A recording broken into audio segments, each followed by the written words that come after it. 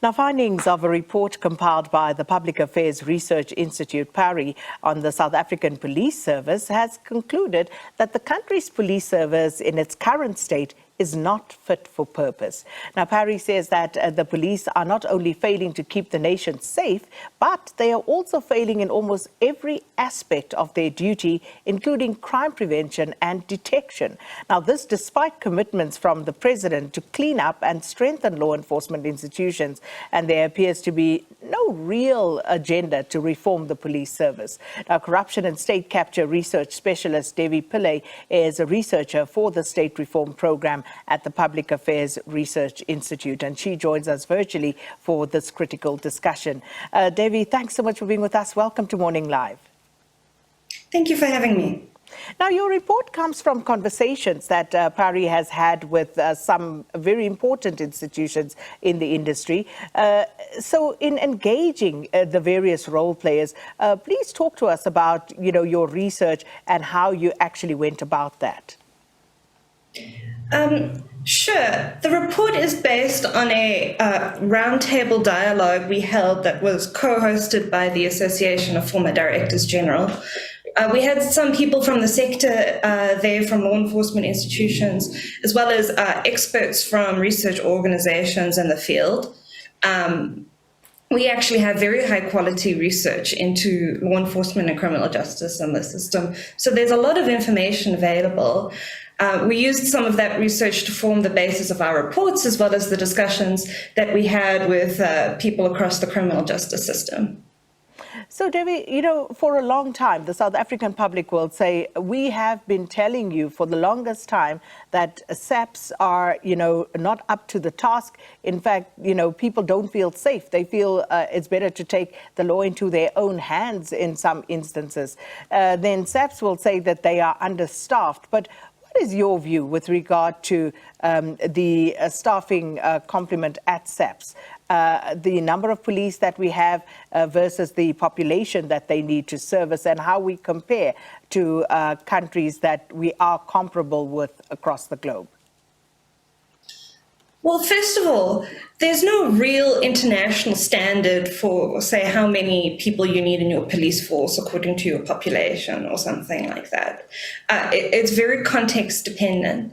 What I will say is that the SAPS is one of our largest, if not our largest, public service body. It's 190,000 people within that organization. And none of the evidence that I've seen says that the problems that we're seeing within our police force have to do with understaffing. There's plenty of personnel. The problems seem to be in how they deployed, how they managed, and the strategy or lack thereof of crime prevention and detection.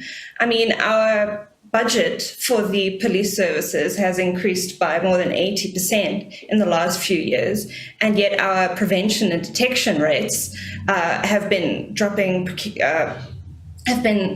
extremely. I mean, more than 50% drop since 2012 in the percentage of murders and armed robberies that the police have been able to solve. So it's clearly not simply a matter of boots on the ground or financial resources, but more to do with the way that the organization is managed. So let's talk about that in terms of, if there's a problem with the management, where does it stem from? And also, are there any low-hanging fruit that could be perhaps harvested in the short to medium term in order to improve the situation? Yeah, well, look, there's a number of problems. As I said, there's abundant research in this sector. I think one of the most critical areas where immediate intervention is required is in the selection and promotion of senior management and top leadership within the police force. I mean, even the position of national commissioner happens at the discretion of the president in consultation with the minister. But there's absolutely no criteria for appointment. You have to be 18, you have to be a South African citizen, and you have to have no criminal record. But it's much harder to become, say, a constable than it is to become the National Commissioner of Police. So what we've seen historically is a high level of political interference at the high levels. We've seen, because of automatic promotions, that people within senior leadership positions in the police aren't necessarily qualified or don't have the necessary capabilities for managing such a complex organization. So I think that reforming our appointment and promotion processes within the police is that low-hanging fruit, so to speak. More than that, I think we need a comprehensive assessment of your higher levels within the police forces to see, who is in those positions. Do they have the necessary capabilities and experience? Are they qualified for their positions? And if not, for them to be redeployed or removed from those positions. Because what we've seen is a collapse of command and control across the police services. We've seen that the disciplinary system is absolutely failing to hold police officers accountable when they're involved in wrongdoing.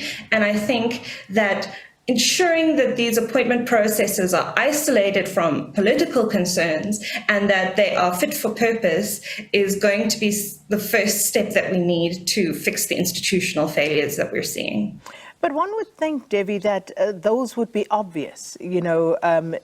As you say, just to quote you there, where you say that it's easier to actually become a police commissioner in terms of the processes and the hoops you have to jump through than to become a constable.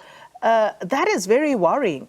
Because if the police service is then so politicized at the top, then it obviously stands to reason that you would have the sort of problems that we are seeing. But also, I could imagine disgruntlement amongst career police officers. Absolutely. And like you said, it's not news. I mean, in 2012, the NDP, that's the development plan, recommended that we should have an independent panel that follows a transparent and merit-based process in order to address this crisis and in order to manage these appointments. I mean, that's more than 10 years now that we've had that. We've had various commissions of inquiry into aspects of the police force. We've had white papers. We've had independent research reports. All of them say something similar, but it seems these recommendations have not really been taken to heart by the government. Devi, speaking of commissions of inquiry now, having worked with the State Capture Commission, you were also exposed to the evidence that was led, the police and their role during state capture. And even though that was not a real focus area for the commission, for the most part, it obviously also didn't even make it into the report because that wasn't a real focus. But what can you share, someone who's worked in that particular environment, what can you share with us about the police's role in state capture? Sure. Look, the commission, the chairperson, decided ultimately not to make findings on the law enforcement system because there simply wasn't enough time to complete those investigations, to give everybody who's implicated the right to be heard, and so on and so forth. However, we did have quite a few days of testimony that concerned the criminal justice system. Those videos and transcripts are still available for anyone who wants to see. It's clear that not just in the SAPS, but in other criminal justice organizations, there was a high level of political interference. I'm comfortable saying that based on the evidence that was heard in those testimonies. More than that, we've seen evidence, for example, that those in senior positions within the police force and the Hawks and so on and so forth were involved in obstruction of justice, in preventing state capture-related crimes from being thoroughly investigated or prosecuted. We've seen this happen at a national as well as a provincial level.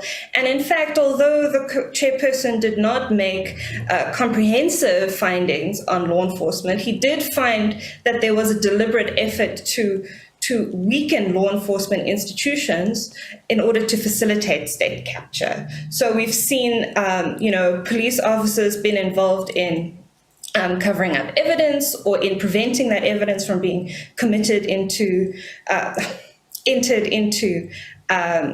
cases that were being prosecuted. But we also saw the same kinds of corruption schemes happening within the police forces where, there were tenders, there were contracts that were being diverted and inflated to astronomically high costs in order to line pockets of people who were affiliated with certain individuals within the police force. So they're facing the same problems as the rest of our state institutions in that they are targets of state capture. But at the same time, there are people within this institution who are facilitating state capture in general. And although we've seen attempts to sort of clean up and reorganize the NPA, we haven't really seen any commitment to doing so within the SAPS. Devi, we are out of time, but I quickly just want to pulse you on your opinion of the new wardens who were employed and, of course, now dispatched here in Gauteng. What are your thoughts on that? And also, in a minute or less, who is supposed to drive the change in the South African police services if we are to see something new? Yes, on the the crime prevention wardens, I think that, as I said before, the problems that we're facing are institutional. They don't have to do with numbers or boots on the ground. So simply adding more people who are largely untrained isn't actually going to fix the problems that we are seeing. But more than that, I think there's problems of accountability, there's problems of protection, how to keep these wardens safe, but also how to ensure that they are, upholding justice and, that we can hold them accountable if they are themselves involved in wrongdoing, as many police officers are. Then on who should be driving these changes, I think we really need to be seeing strong commitment here from the executive, from the presidency. We didn't see anything about the police in his response plan to state capture, which I think was a big mistake.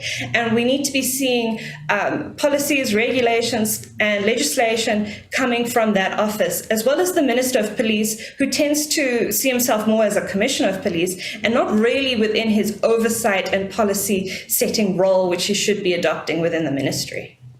Well, we have to leave it there, unfortunately, but thank you so much for your time this morning. And that, of course, was Devi Pillay, and speaking to us there about corruption and state capture, and also just generally what's happening in the police service. And she's a researcher for the State Reform Program at the Public Affairs Research Institute, PARI.